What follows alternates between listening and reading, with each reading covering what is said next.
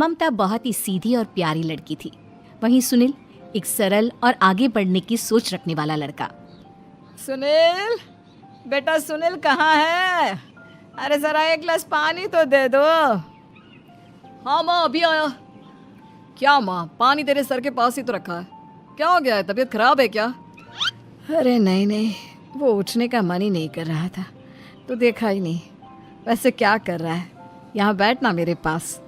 माँ पढ़ रहा था। वो क्या ना, नौकरी में तो वक्त नहीं मिलता, अब ऑफिस से घर आकर ही तो वक्त मिलता है।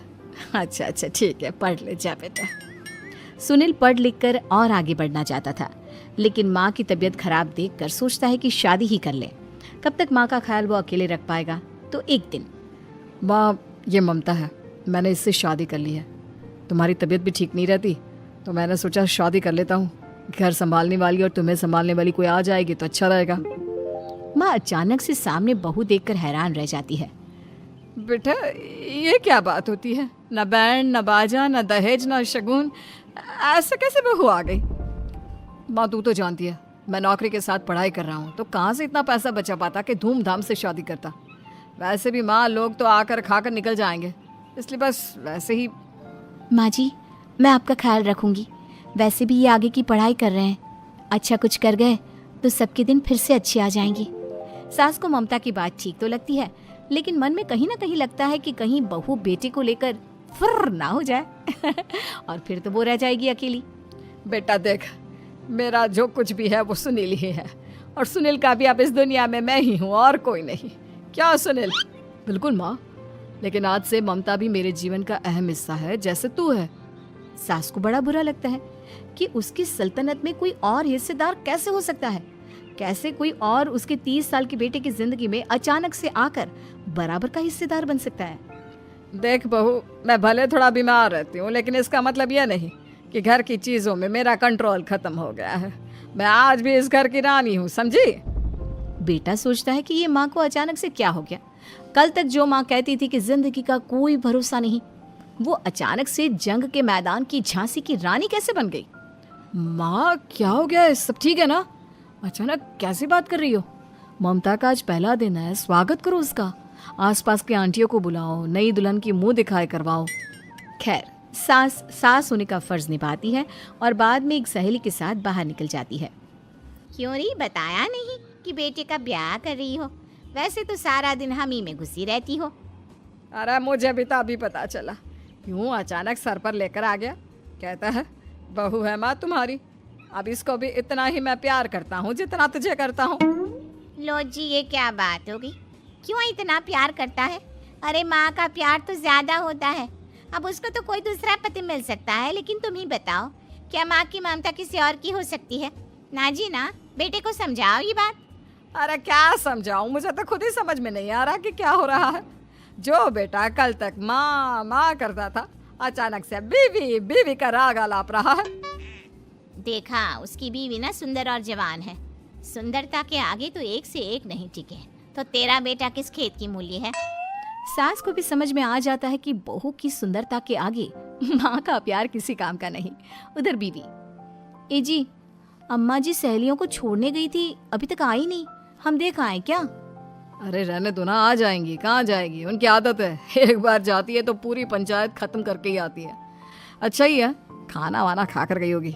छोड़ो ना, घूमेगी तो खाना पचेगा, नहीं तो ऐसे ही खाट पकड़ लेगी। बहू भी शांत हो जाती है। उधर सास सोचती है कि आज थोड़ा देर से ही घर जाती हूँ, जब बेटा परेशान होकर ढूंढेगा तब मजा आएगा। बीवी को खुद ही पता चल जाएगा कि माँ के आगे उसकी दाल नहीं गलेगी। लेकिन वहीं दूसरी ओर घर पर, ए जी, माँ जी अभी भी नहीं आई, हमको तो घबराहट हो रही है कि क्या करें, जाकर पता करें किसी के घर। अच्छा, कहाँ जाओगी ये भी बता दो। पहला दिन है तुम्हारा इस घर में और एक ही दिन में मोहल्ला छानोगी क्या? हाँ तो आप भी तो नहीं जा रहे हैं ना, हमको फिक्र हो रही है। अरे यार, ये रोज का है अम्मा का, खाओ और सो जाओ। बस फिर क्या था, बेटा बहू खाना खाते हैं और कमरे में सोने चले जाते हैं। उधर जब सास को कोई देखने नहीं आता तो वो हार कर घर आ जाती है, जहाँ वो देखती है कि सारे घर की लाइट्स बंद है। सास को गुस्सा आता है, बहू, ममता बहू कहाँ हो? लेकिन सारे दिन की थकी बहू को ऐसी नींद आती है जैसे किसी ने भांग की गोली खिला दी हो। वो तो नहीं उठती। उठकर आ जाता है बेटा। अरे क्या बात है अम्मा, काहे चिल्ला रही हो? अरे सो जाओ ना, सुबह की थकी है बहू, वो सो रही है, जोर से बोलोगी तो नींद खुल जाएगी उसकी। माँ को गुस्सा आ जाता है। फिलहाल तो सो जाती है, लेकिन मन ही मन ढेर सारा जहर बहू के लिए भरा होता है। सुबह बहू चाय बना रही होती है कि सास धीरे से गैस तेज कर देती है, जिससे चाय का बर्तन जल जाता है। और जैसे ही बहू चाय का बर्तन उठाती है, उसका हाथ जल जाता है। मेरा हाथ जल गया। वो जोर जोर से चिल्लाकर इधर उधर भागती है कि सास थोड़ी देर में उसके हाथ में पानी डाल देती है। हाय रे बहू, क्या कर रही हो? पहली बार रसोई छुई हो क्या? सासू माँ, गलती से गैस तेज रह गई थी और बर्तन जल गया, जिससे मेरा हाथ जल गया।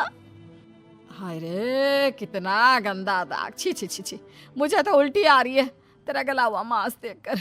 तू ना मुझे अभी साथ से खाना मत लगाना। बहू भी खुद का हाथ देखती है तो उसे भी रोना आ जाता है। कुछ दिनों के बाद सास की सहेली आती है, बहू चाय बनाकर लाती है। उसके जाने के बाद सहेली कहती है, बहू की सुंदरता ऐसी है कि कोई भी दीवाना हो जाए। वैसे तेरे बेटे का क्या हाल है? अरे वैसा ही है, बहू के पीछे लट्टू। क्या करूं, कुछ समझ में नहीं आ रहा। मैंने तो बहू के चेहरे पर दिवाली के पटाखे की चक्री फेंक दी, उसका पूरा चेहरा जल गया।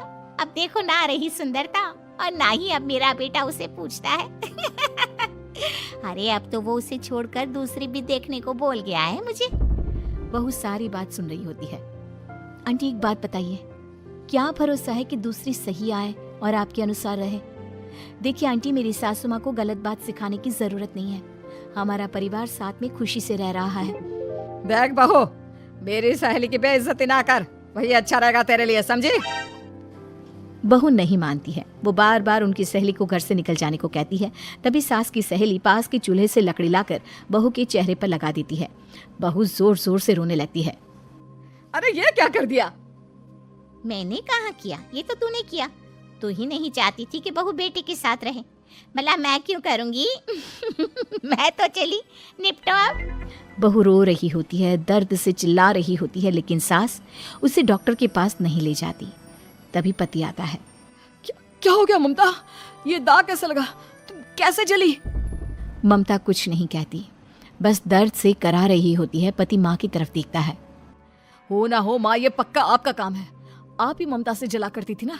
देखना माँ, अब पुलिस आएगी, केस बनेगा, लेकिन पहले मैं ममता को अस्पताल लेकर जा रहा हूँ। सभी अस्पताल जाते हैं, जहाँ डॉक्टर ममता की सास से कहते हैं,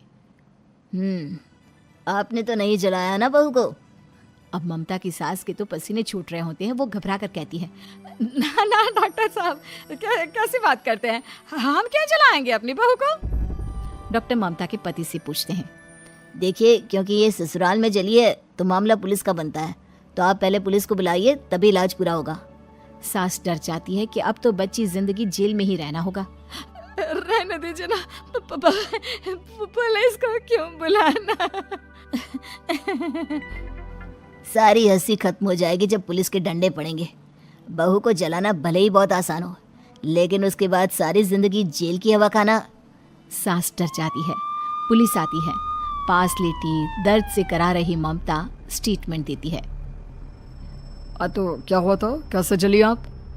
ममता पास खड़ी सास को देखती है। बेटी बताओ, कैसे जल गई तुम? ओए, काका का किरण वाली शाहरुख, चुप, बिल्कुल चुप। सास चुप। सभी इंतजार करते हैं कि ममता क्या बोलेगी। जी, मैं खाना बना रही थी, लकड़ी उड़कर मेरे ऊपर गिर गई और मैं जल गई। सास बहू की बात सुनकर रोने लगती है। देखा माँ, कितनी समझदार है ममता। ये चाहती तो, हाँ बेटा, ये चाहती तो मैं आज जेल में होती।